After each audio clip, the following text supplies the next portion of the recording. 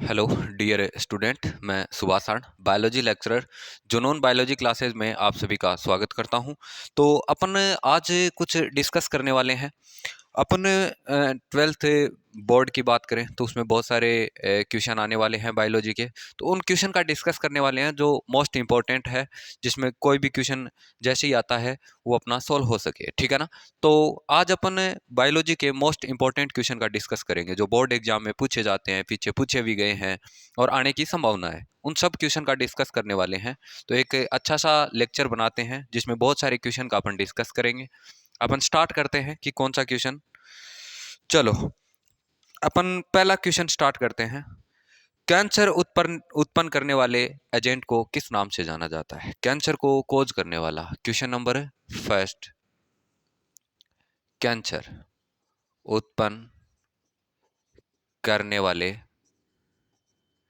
Agent का नाम बताइए। बताइए भाई, कैंसर उत्पन्न करने वाले एजेंट, कैंसर को कोज करने वाले जो एजेंट होते हैं उसे किस नाम से जाना जाता है? बताइए बताइए, कैंसर को उत्पन्न करने वाले कारक कौन से होते हैं? या इसको अपन बोलते हैं कार्सिनोजन। किस नाम से जाना जाता है? कार्सिनोजन के नाम से, ठीक है ना।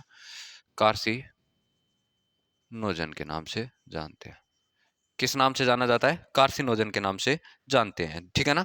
जैसे म्यूटेशन को कोज करने वाले, म्यूटेशन को कोज करने वाले आप पढ़ते हो, उत्परिवर्तन को करने वाले कारक क्या कहलाते हैं? एजेंट क्या कहलाते हैं? ठीक है, आपको पता होना चाहिए। वैसे ही कैंसर को उत्पन्न करने वाले कारक कार्सिनोजन कहलाते हैं। अपन ने कैंसर पे एक अच्छा लेक्चर बनाया है, उसको अच्छे से एनालिसिस कीजिए। तो कैंसर को जो कोज करेंगे वो जो एजेंट क्या कहलाएगा? कार्सिनोजन। इसी से एक क्वेश्चन और बनता है, जैसे म्यूटेशन को कोज करने वाले, जैसे उत्परिवर्तन को करने वाले कारक या म्यूटेशन को कोज करने वाले एजेंट कौन से होते हैं? म्यूटाजन होते हैं ना, म्यूटाजन, ठीक है ना। उसी प्रकार से कैंसर को कोज करने वाला कारक कौन सा होता है? कार्सिनोजन होता है, ठीक है ना। बहुत अच्छा क्वेश्चन है, बोर्ड में पूछा जा सकता है, दोनों ही क्वेश्चन पूछे जा सकते हैं, ठीक है ना। कैंसर कोज करने वाले एजेंट कार्सिनोजन, म्यूटेशन कोज करने वाले म्यूटाजन कहलाते हैं, ठीक है। ये तो एक क्वेश्चन हुआ। क्वेश्चन नंबर सेकंड का अपन डिस्कस करते हैं। क्वेश्चन नंबर सेकंड, क्वेश्चन दिया गया है, फाइलेरिया रोग का वाहक कौन होता है? फाइलेरिया, ये क्वेश्चन बड़ा इंपॉर्टेंट है। फाइलेरिया रोग का वाहक बताइए। फाइलेरिया रोग का वाहक कौन होता है? वेक्टर कौन होता है भैया? फाइलेरिया डिजीज होती है, ठीक है ना। उसका बताइए फाइलेरिया रोग का वाहक। देखते हैं आता है क्या आपको। कमेंट में जरूर लिखिएगा कि सेकंड क्वेश्चन का आंसर ये है।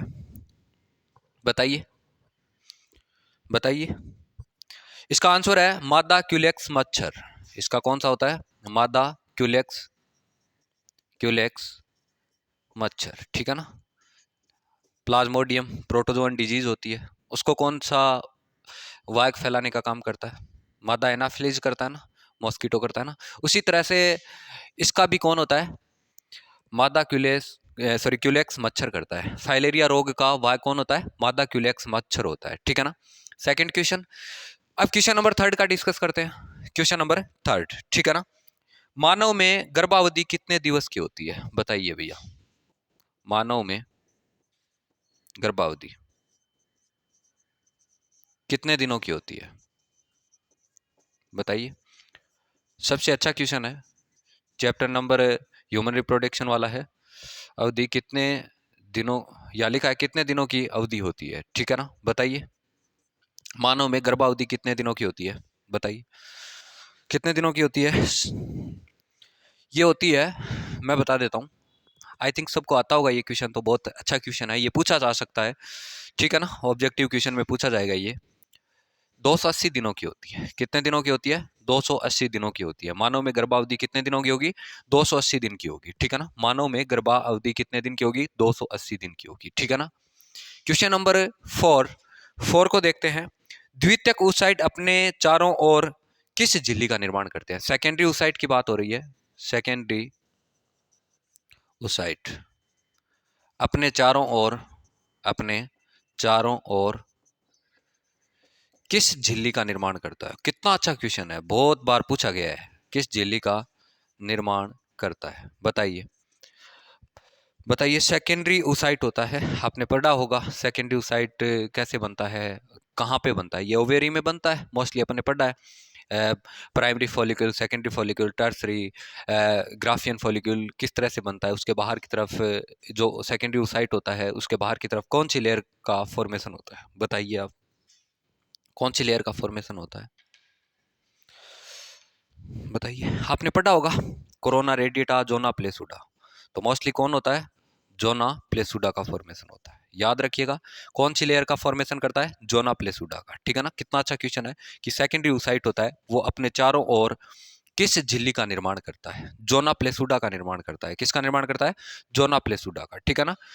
Next question, question number 5, question number 5, question दिया गया है परिवार नियोजन कार्यक्रम की शुरुआत भारत में कब हुई। कितना अच्छा क्वेश्चन है, परिवार नियोजन, परिवार नियोजन कार्यक्रम की शुरुआत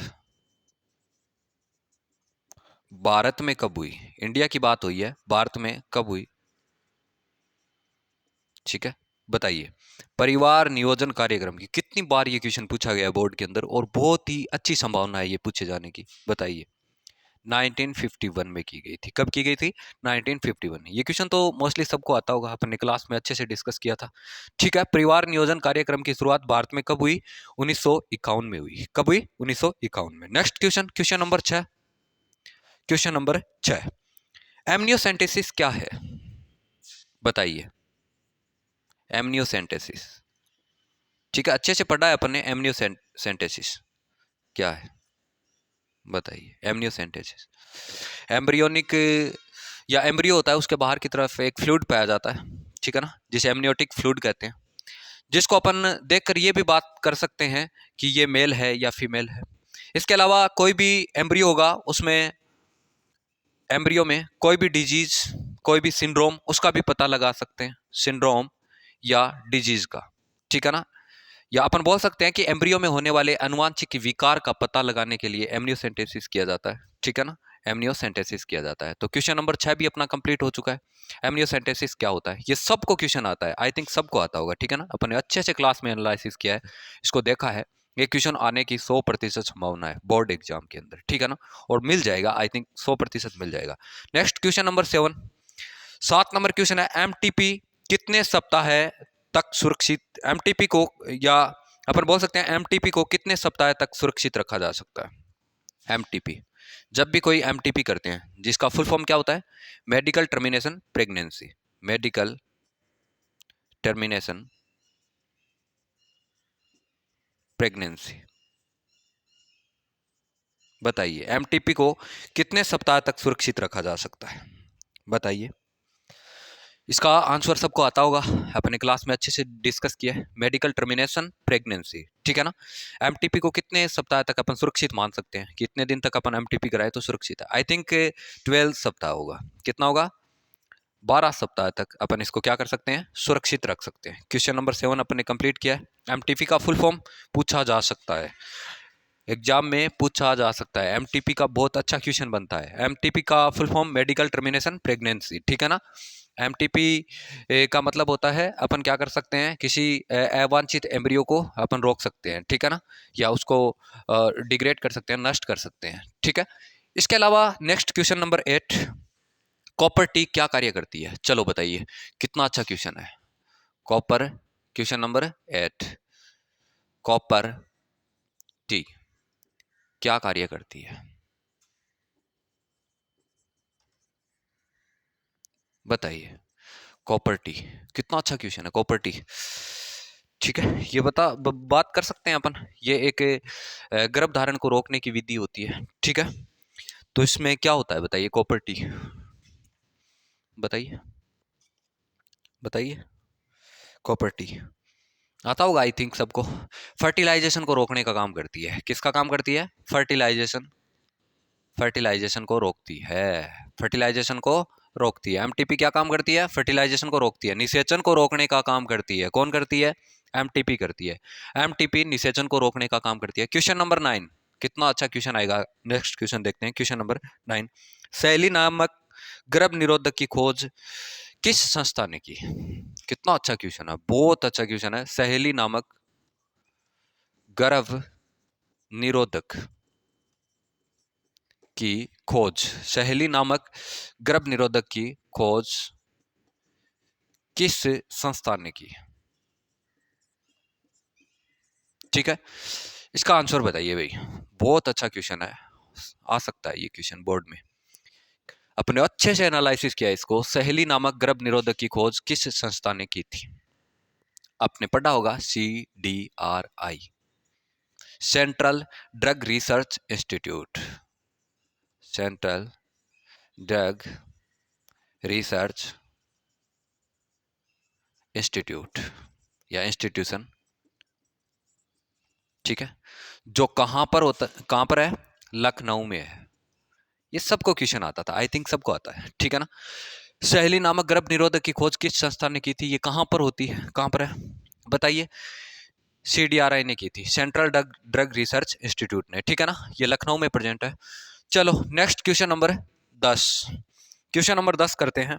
डाउन सिंड्रोम में ट्राइजोमी कौन से गुणसूत्र में होती है? कितना अच्छा क्वेश्चन है, अपने इससे रिलेटेड एक लेक्चर भी बनाया था डाउन सिंड्रोम का। डाउन सिंड्रोम डाउन सिंड्रोम में ट्राइजोमी कौन से गुणसूत्र में होती है? ट्राई डाउन सिंड्रोम में ट्राइजोमी कौन से गुणसूत्र में होती है? कितने नंबर के गुणसूत्र में होती है? कितना अच्छा क्वेश्चन है। होता तो ये ट्राइजोमी की कंडीशन में है। इसका मतलब ऑटोजोमल डिसऑर्डर है, ऑटोजोमल डिसऑर्डर, ठीक है।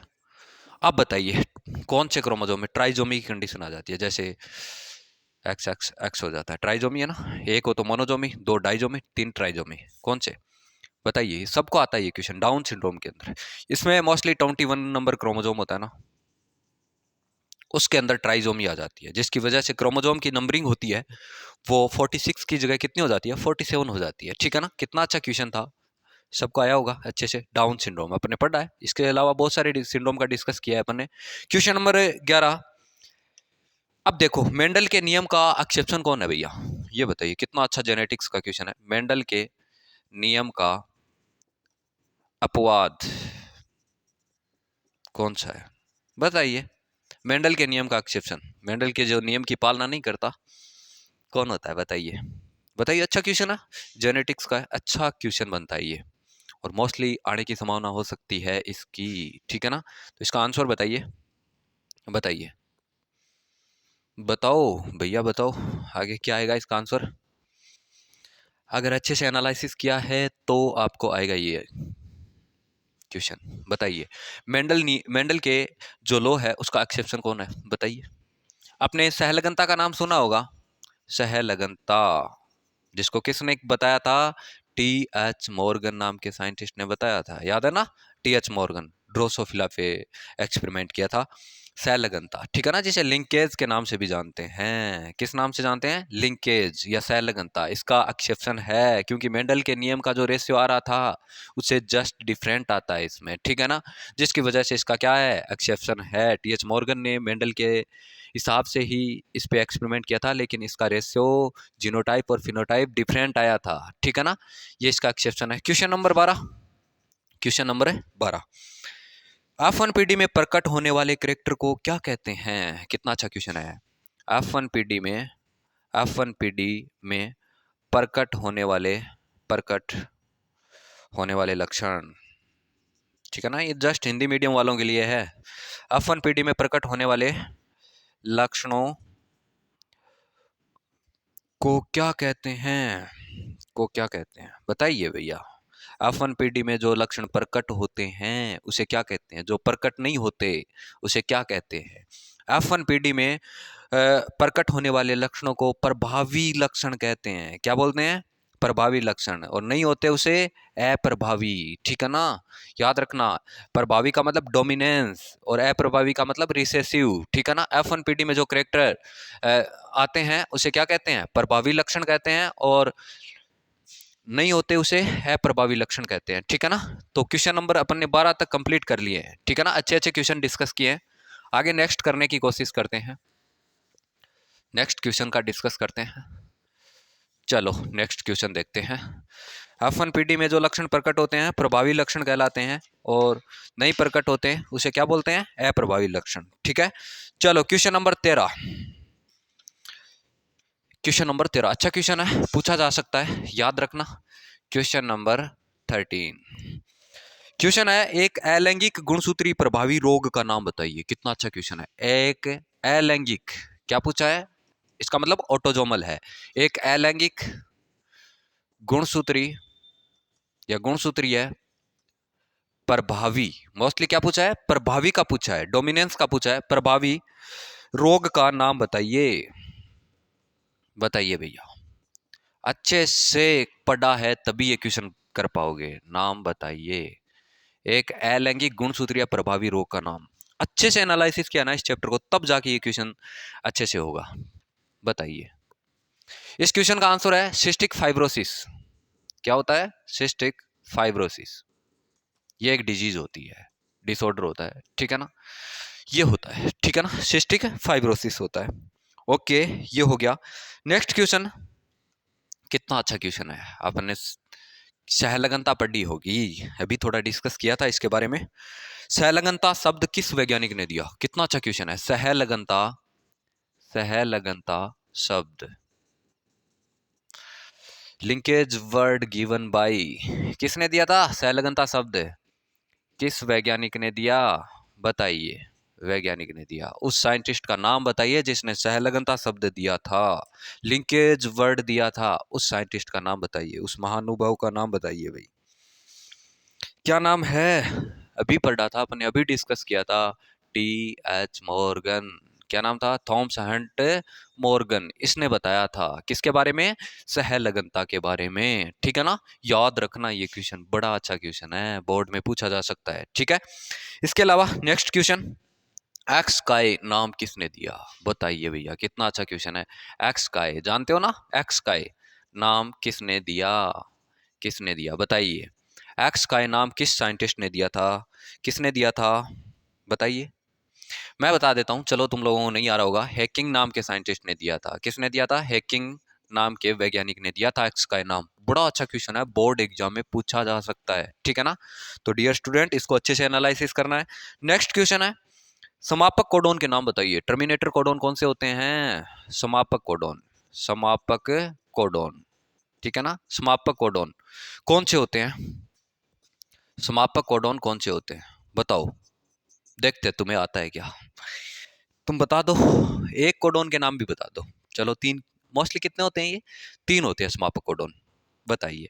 चलो इसके साथ एक क्वेश्चन और दे देता हूं, प्रारंभक कोडोन का नाम भी बता दीजिए। प्रारंभक कोडोन, ठीक है, प्रारंभिक कोडोन कौन से होते हैं। चलो तीनों के नाम बताने हैं आप लोगों को, आप पे छोड़ दूं या बताऊं, चलो मैं बता ही देता हूं।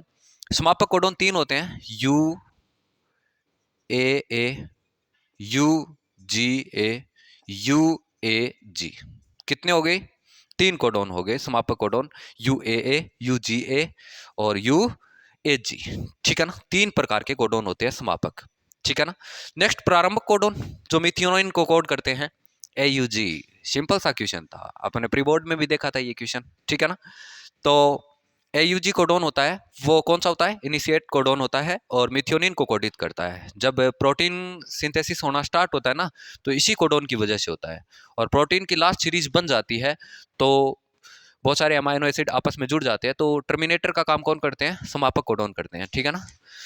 कौन कौन से, U A, U G A, U A G. अच्छे से किया, अपने क्लास में अच्छे से इसका डिस्कस किया हुआ है। इन दोनों में से एक क्वेश्चन मिल जाएगा, आई थिंक जरूर मिल जाएगा बोर्ड एग्जाम में, ठीक है ना। अच्छे से एनालिसिस कर लेना इसको, इस नंबर को नहीं कटने देना है अपने को, तभी जाके 100 में से 100 आ पाएंगे। नेक्स्ट क्वेश्चन नंबर, सिंपल सा क्वेश्चन है, देखते हैं इसको आता है क्या। चलो, डीएनए से डीएनए का निर्माण होना क्या कहलाता है, ऐसी क्या मैकेनिज्म है, डीएनए टू डीएनए बन जाता है, उसे क्या बोलते हैं, डीएनए टू डीएनए बनना क्या कहलाता है, बताइए। डीएनए, चलो एक क्वेश्चन और देता हूं, क्वेश्चन नंबर 19, डीएनए से आरएनए बनना क्या कहलाता है, ठीक है। डीएनए से आरएनए बनना क्या कहलाता है, बताइए। चलो एक क्वेश्चन और दे देता हूं, question number 20, RNA to protein बनना क्या कहलाता है, ठीक है। ये बताइए, तीन क्वेश्चन में एक क्वेश्चन आपको बोर्ड एग्जाम में मिल जाएगा, 100% मिल जाएगा, ठीक है ना। ये मेरा विश्वास है, जरूर मिलेगा, देख लेना, जिस दिन आएगा ना पेपर, अपन देखेंगे कि हाँ देखो ये क्वेश्चन आ गया। बताइए, DNA to DNA replication, DNA to DNA क्या कहलाता है, रेप्लिकेशन कहलाता है। क्या कहलाएगा, रेप्लिकेशन, जिसे क्या बोलते हैं, प्रतिकृतिकरण कहते हैं। हिंदी में क्या बोलते हैं? प्रतिकृति। लेकिन अपन ने तो रेप्लिकेशन याद किया है। चलो रेप्लिकेशन ठीक है। डीएनए टू आरएनए क्या कहलाता है? बताइए। डीएनए टू आरएनए फॉर्मेट होना क्या कहलाता है?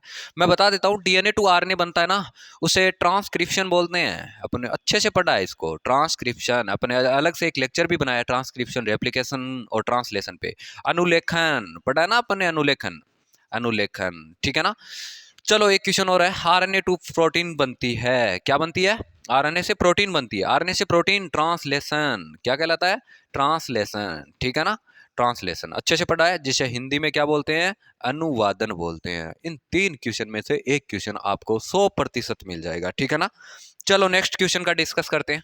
Question number 21। चलो अच्छा क्वेश्चन है, आप लोगों ने पढ़ा होगा, मॉलिक्यूलर बेसिस ऑफ इनहेरिटेंस वाला चैप्टर है।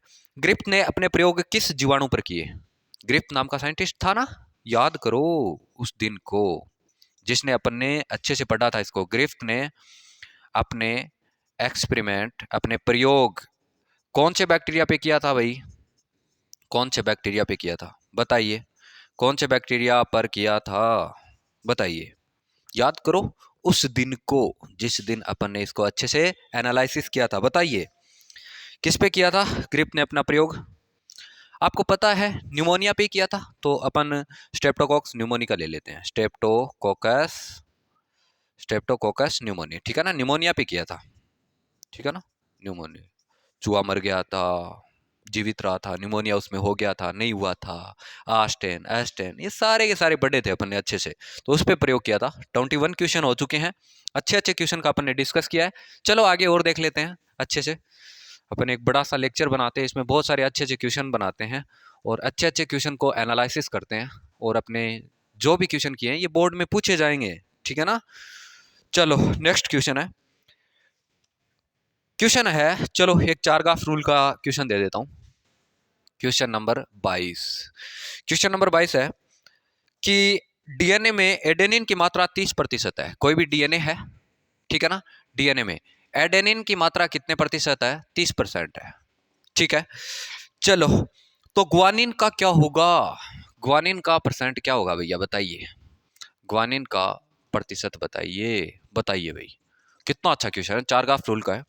अपने पढ़ा ना, जितनी मात्रा प्यूरिन की होगी उतनी मात्रा pyrimidine की होगी, प्यूरिन pyrimidine, ऐसे चारगाफ का रूल पढ़ा था अपन ने, याद करो उस दिन को। चलो एडेनिन की मात्रा 30% है। आप ये बताइए एडेनिन किसके साथ बाइंडिंग होता है? किसके साथ बाइंडिंग होता है? डबल बॉन्ड से थाइमिन के साथ बाइंड होता है, ठीक है। ग्वानिन किसके साथ होता है? साइटोसिन के साथ होता है, ट्रिपल बॉन्ड के साथ, बीच में हाइड्रोजन बॉन्ड बनते हैं, ठीक है, ये नाइट्रोजन बेस है।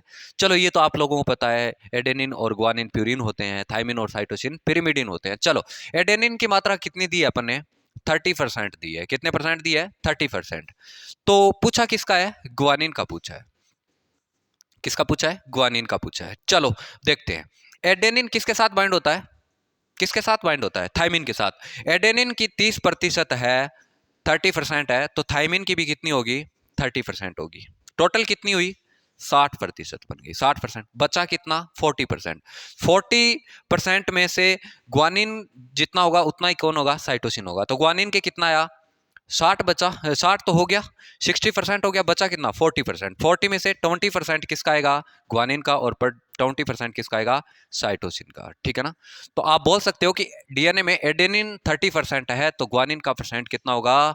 20% होगा। कितना होगा? 20% होगा। अच्छा क्वेश्चन है, अच्छे से एनालिसिस करना है इसको, ठीक है। सिंपल सा क्वेश्चन है, ये क्वेश्चन आ सकता है इस तरह से बोर्ड में। इसकी जगह अमाउंट कुछ भी दे सकते हैं, कहीं 50 दे सकते हैं, कहीं 30 दे सकते हैं, 20 दे सकते हैं, 10 दे सकते हैं, इसका कोई फिक्स नहीं होता, बट यहां से क्वेश्चन पूछा जा सकता है। क्वेश्चन नंबर 22 अपने कंप्लीट कर लिया है।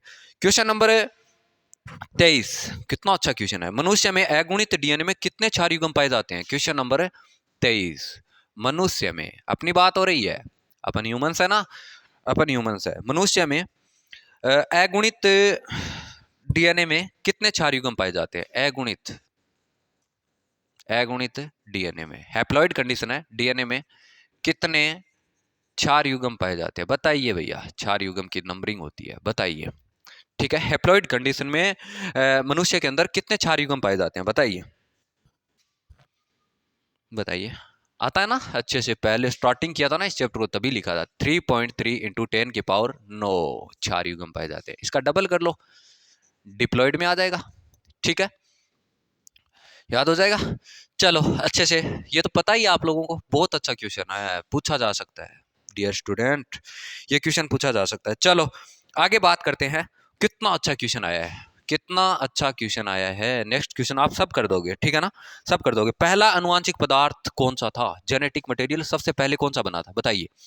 पहला अनुवांशिक पदार्थ जेनेटिक मटेरियल, बताइए भैया। कितना अच्छा क्वेश्चन है। पहला जेनेटिक मटेरियल कौन था, बताइए। आप लोगों को आता है? मेरे को पता है ये क्वेश्चन आता है, इसका जरूर कमेंट में आंसर दीजिएगा। पहला जेनेटिक मटेरियल देख लेना, कोई देख के नहीं बताएगा। चलो पहला जेनेटिक मटेरियल आरएनए था। कौन था? आरएनए। याद रखना इस क्वेश्चन को, सबसे पहले जेनेटिक मटेरियल के रूप में आरएनए आया था, बाद में डीएनए बना था। सबसे पहले कौन आया था? आरएनए आया था। चलो क्वेश्चन नंबर 25, नेक्स्ट क्वेश्चन का डिस्कस करते हैं। 25, चलो डीएनए में 4 युग्मकों की परस्पर कितनी दूरी होती है, बताइए। चलो कितना अच्छा क्वेश्चन है। डीएनए में जो 4 युग्म होते हैं ना, डीएनए में 4 युग्मकों, क्षारक युग्मकों, 4 युग्मकों की कितनी लंबाई होती है, बताइए कितनी दूरी होती है। चलो दूरी होती है, ठीक है ना? जैसे एडेनिन के साथ थाइमिन जुड़ा है, ग्वानिन के साथ साइटोसिन जुड़ा है, ट्रिपल बॉन्ड से जुड़ा है। यहाँ पर ये डीएनए है, ये डीएनए बन रहा है ना, ये डीएनए बन रहा है। इन दोनों के बीच की जो दूरी होती है वो कितनी होती है, आपने पढ़ा है? 3.4 एंगस्ट्रॉम होती है। ठीक है, अच्छे से एनालिसिस किया है। कुंडलन की पूछे तो 34 एंगस्ट्रॉम होती है, ठीक है ना? यही होता है। चलो ये तो आता है तुम लोगों को, मेरे को पता है, ये क्वेश्चन जरूर कर दोगे आप। अपन किसको पढ़ा था? डीएनए का डबल हेलिक्स मॉडल पढ़ा था, उसमें इन सब का डिस्कस किया था, इसको एनालिसिस किया था, ठीक है ना? मुझे पता है ये क्वेश्चन कर दोगे आप लोग। ठीक है, क्वेश्चन नंबर 26, अच्छा कंसेप्चुअल क्वेश्चन है। क्वेश्चन नंबर 26, एचएन आरएनए में इंट्रोन को हटाने की क्रिया क्या कहलाती है? हेटेरोजेनस आरएनए होता है ना एचएन, पहले जब ट्रांसक्रिप्शन होता है तो बनने वाला आरएनए एचएन आरएनए होता है, उसमें कुछ प्रोसेस होती है, होने के बाद में एमआरएनए बनता है। चलो एचएन आरएनए में, आरएनए में, आरएनए में, ठीक है ना, कुछ कोडिंग और नॉन कोडिंग सीक्वेंस होती है, और नॉन कोडिंग सीक्वेंस होती है वो इंट्रॉन्स होती है। इंट्रॉन को हटाने को क्या कहते हैं? हटाने को क्या कहते हैं, बताइए। एचएनआरएनए में इंट्रॉन को अगर अपन रिमूव कर दें, कोडिंग रीजन होता है एक, नॉन कोडिंग, एक जोन कोडिंग रीजन होता है और इंट्रॉन नॉन कोडिंग रीजन होता है, इसमें उसको हटा दें तो उस प्रोसेस को किस नाम से जाना जाएगा, बताइए भैया? उसको किस नाम से जाना जाएगा, बताइए बताइए। ये क्वेश्चन आप लोगों को बताना है। अरे 1000 बार बोला है तुम लोगों को कि स्प्लाइसिंग कहलाती है, क्या कहलाती है? स्प्लाइसिंग कहलाती है, ठीक है ना? याद रखना इस क्वेश्चन को, बहुत अच्छा क्वेश्चन है, यहां से क्वेश्चन आ सकता है, ठीक है ना? सबसे पहले बनने वाला आरएनए एचएन हेटेरोजेनस आरएनए होता है, और उसमें एक जोन सॉरी इंट्रॉन को रिमूव कर दिया जाता है, एक जोन को रख लिया जाता है, क्योंकि एक जोन कोडिंग रीजन होते हैं, इंट्रॉन नॉन कोडिंग रीजन होते हैं। फिर बनने वाला आरएनए एमआरएनए कहलाता है। उसमें जब भी मेच्योर आरएनए बनाएंगे तो उसमें एडिंग और टेलिंग की भी प्रोसेस होती है, ठीक है ना? वो अपन ने पढ़ा है अच्छे से सिलेबस में, ठीक है? क्वेश्चन नंबर 27, 27 नंबर क्वेश्चन है, कितना अच्छा क्वेश्चन है। होमोसेपियंस का विकास किस महाद्वीप में हुआ? कितना अच्छा क्वेश्चन है। होमोसेपियंस जानते हो क्या? होमोसेपियंस किसका साइंटिफिक नेम है, बताना, कमेंट करना। होमोसेपियंस का विकास किस महाद्वीप में हुआ? का विकास किस महाद्वीप में हुआ, बताइए भैया, किस महाद्वीप में हुआ? होमोसेपियंस का विकास किस महाद्वीप में हुआ, बताइए।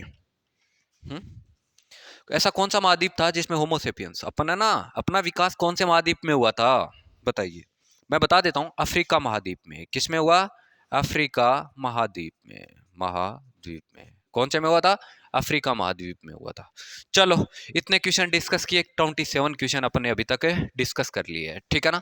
नेक्स्ट क्वेश्चन का डिस्कस करने वाले हैं, क्वेश्चन नंबर 28, क्वेश्चन नंबर 28, ठीक है ना? इवोल्यूशन वाले चैप्टर से है।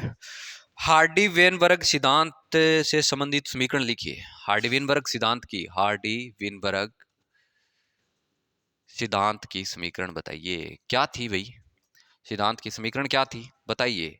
क्या समीकरण दिया था हार्डी वेनबर्ग ने, ये तुम लोग बताओ भैया। इस क्वेश्चन को आप लोगों को बताना होगा और याद करना होगा उस दिन को जिस दिन अपने हार्डी वेनबर्ग सिद्धांत का समीकरण लिखा था सिलेबस में, बताइए। याद है? पी स्क्वायर प्लस, और क्या था, 2pq plus Q square, 2pq plus Q square equal 1। ये समीकरण किसने दी थी? हार्डी विनबर्ग नाम के साइंटिस्ट ने दी थी, ठीक है ना, इवोल्यूशन से संबंधित।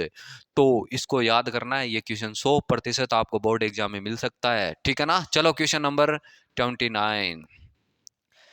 चलो, कितना अच्छा क्वेश्चन है, मेरे को लग रहा है ये क्वेश्चन 100% आएगा। विश्व एड्स दिवस कब बनाया जाता है? विश्व एड्स दिवस, विश्व एड्स दिवस कब मनाया जाता है? कब मनाया जाता है, बताइए भैया। विश्व एड्स दिवस कब मनाया जाता है? ठीक है, एड्स का पूरा नाम पता है ना, किसकी वजह से होता है? HIV। HIV का पूरा नाम भी पता होगा। एड्स का पूरा नाम होता है acquired immuno deficiency syndrome. HIV का ह्यूमन इम्यूनो वायरस। क्वेश्चन आया था ना अपने प्री बोर्ड में, ठीक है ना, अच्छा क्वेश्चन है ये। और ये कब बनाया जाता है? 1 दिसंबर को बनाया जाता है, 1 दिसंबर को बनाया जाता है, याद रखना कब बनाया जाता है। अरे कब मनाया जाता है? 1 दिसंबर को मनाया जाता है। चलो ठीक है, क्वेश्चन नंबर 30, ठीक है ना, कितने क्वेश्चन कर लिए? 30 क्वेश्चन। क्वेश्चन पूछ लिया जाए कि बी व टी लिम्फोसाइट में अंतर लिखिए। B and T lymphocyte, lymphocyte जानते हो ना, लिम्फोसाइट लसीकाणु, क्या डिफरेंस होगा भैया? लसीकाणु, दोनों का ओरिजिन कहां से होता है? बोन मेरो से होता है। किससे होता है? बोन मेरो, जानते हो ना, बोन मेरो, अस्थि मज्जा, अस्थि मज्जा से होता है दोनों का। जो अपन बात करें, ये तो दोनों में सेम है, दोनों का ही क्या होता है, फॉर्मेशन या जहां से इसकी उत्पत्ति होती है वो बोन मेरो से होती है। दुनिया की कोई भी सेल ऐसी नहीं है जिसका उत्पत्ति बोन मेरो से ना हो, ठीक है ना, हर सेल का निर्माण बोन मेरो से होगा। लेकिन एक बात बता देता हूं, बी सेल का परिपक्वन, बी सेल की जो ट्रेनिंग होती है ना, परिपक्वन, परिपक्वन बोन मेरो में होता है। किस में होता है? बोन मेरो में होता है। लेकिन टी सेल का परिपक्वन थाइमस ग्रंथि में होता है। किस ग्रंथि में? थाइमस ग्रंथि। वो वही ग्रंथि है जैसे जैसे एज बढ़ती है विलुप्त होती जाती है, ठीक है ना, एज के साथ साथ ये नष्ट होती जाती है, ठीक है ना। तो इसका परिपक्वन, इसकी ट्रेनिंग कहां पर होती है? ये कमांडो ही अपनी सेल की, और इसकी ट्रेनिंग कहां पर होती है? टी की थाइमस में होती है, ओरिजिन बोन मेरो में होगा। बी की बोन मेरो में ही फॉर्मेशन होगा और बोन मेरो में ही ट्रेनिंग होगी, ठीक है ना। तो थाइमस ग्रंथि में ये एज के साथ अपनी, ये कमांडो सेल है ना, इसकी ट्रेनिंग, इस कमांडो का ट्रेनिंग थाइमस ग्रंथि में होता है, और थाइमस ग्रंथि अपनी प्रतिरक्षा ग्रंथि होती है, इम्यूनिटी ग्लैंड होती है, ठीक है ना। चलो क्वेश्चन नंबर 31, क्वेश्चन नंबर 31, कितना अच्छा क्वेश्चन है। मेटास्टेसिस किसे कहते हैं? मेटास्टेसिस बताइए। मेटास्टेसिस कैंसर से रिलेटेड है। अगर किसी कैंसर सेल की बात करें, ठीक है, किसी कैंसर सेल की बात करें, वो सेल अनोदर टिश्यू में जा जाकर अपना ट्यूमर बनाती रहे, पूरे ब्लड के अंदर, पूरी बॉडी के अंदर जा जाके ब्लड बनाती रहे, उस प्रोसेस को मेटास्टेसिस कहते हैं। क्या कहते हैं? मेटास्टेसिस, ठीक है ना। नेक्स्ट क्वेश्चन नंबर 32, 32, ठीक है। विडाल टेस्ट व एलाइजा टेस्ट किस डिजीज के लिए किया जाता है? विडाल, जानते हो क्या? विडाल टेस्ट पढ़ा है ना आप लोगों ने, अच्छे से आता है, आपको पता है, टाइफाइड के लिए, ठीक है। एलाइजा, बताइए एलाइजा टेस्ट किसके लिए किया जाता है? एलाइजा टेस्ट एड्स डिजीज के लिए किया जाता है। एलाइजा का फुल फॉर्म आता है क्या तुम लोगों सबको?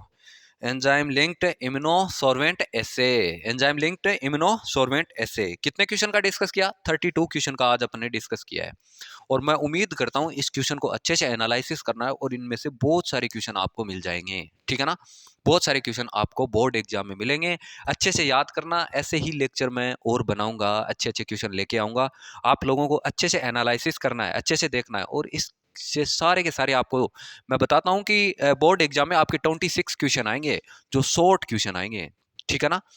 आपको पता है 26 क्वेश्चन आएंगे, वो हाफ हाफ नंबर के आएंगे, ठीक है ना।